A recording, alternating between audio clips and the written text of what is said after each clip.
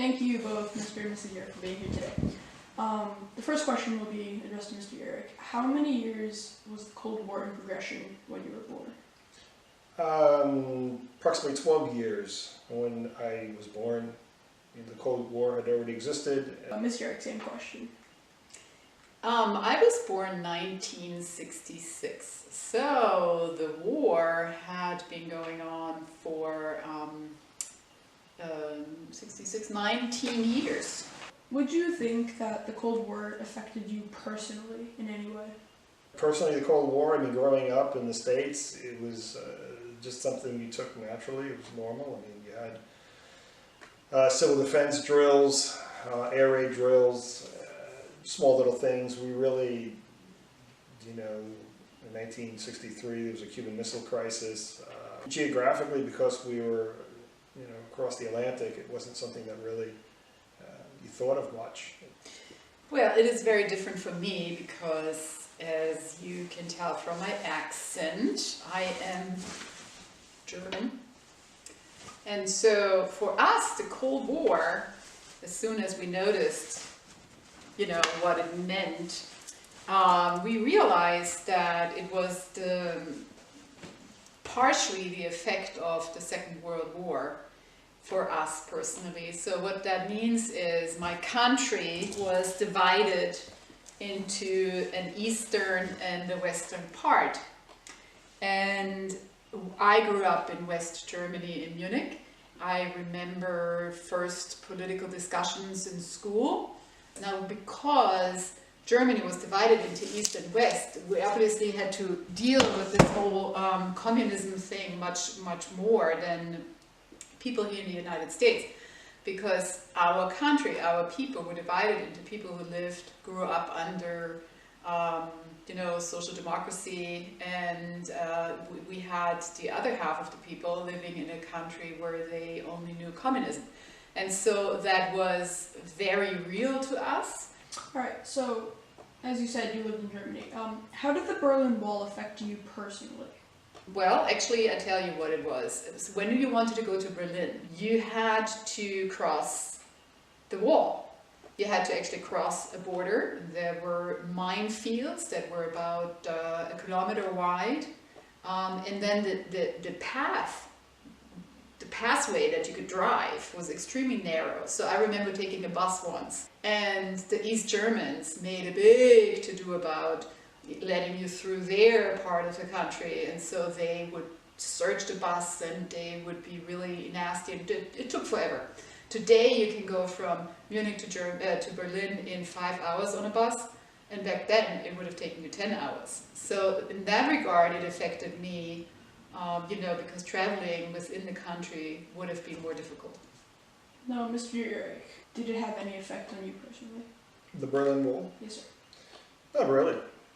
Didn't really think about it much. There wasn't anything that growing up most Americans paid much attention to, unless you went to visit Germany and you saw it. This question is addressed to both of you. During the Cold War, many people were struggling or just having a hard time in general.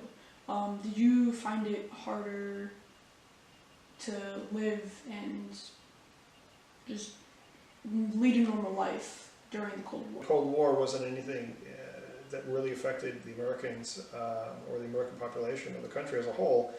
As for day-to-day living, no. There wasn't any real hardship placed upon our life here in the States. The same is true for me. Growing up in West Germany, we didn't have any cuts in anything. I grew up in a very wealthy country, in fact, and so that didn't do much. In fact, when the wall finally came down, and I know you're going to probably ask that question, but when it finally came down, it felt weird, because the reunification of the two people groups didn't mean as much to me as it did to the generation of my parents, who did grow up with a united Germany. So, Mr. Yerrick, I know that you served during the Cold War in the military. Would you like to expand on that? Well, yeah, I did 10 years in the Air Force, and the first 5 years I worked as electronics technician on aircraft, and then I later moved to classified job, which involved monitoring nuclear activity around the world. And that's the purpose of that was to what they call safeguard and defend the Nuclear Test Ban Treaty. Now, to the both of you, this is the final question. After the Cold War ended, how did it affect you or the economy? Well, let me start with that question because it's a very fascinating question.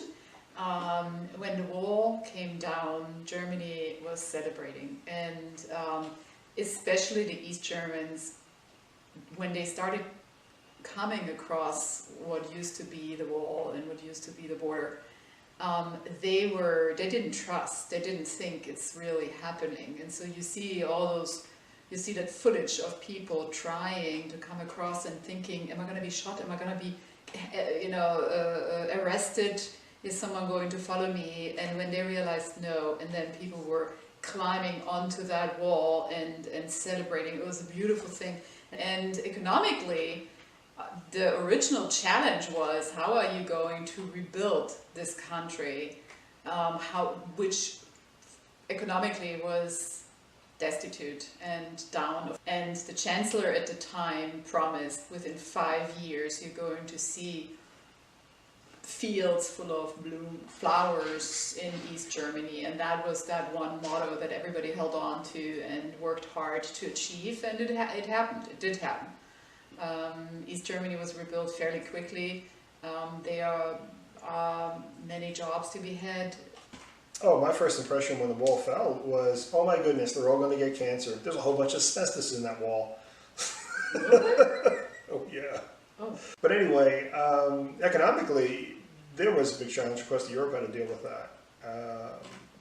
Geopolitically, we had to deal with, as I said earlier, rather than one USSR, you had multiple different countries sprouting out for what was once the USSR. Thank you very much for your time. Yes. You're welcome. When I was a little kid, I'll tell you a story. Shut up, just listen to me. Okay. Right. I was in the military.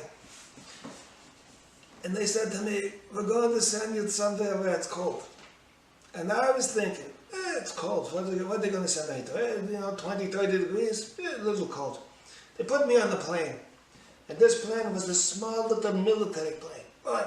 And there was the toilet didn't work. And the plane was splashing over. It's dark, really bad. And we were just flying and flying. And so finally we touched down. And it's dark. And he says, it's 2 o'clock in the afternoon.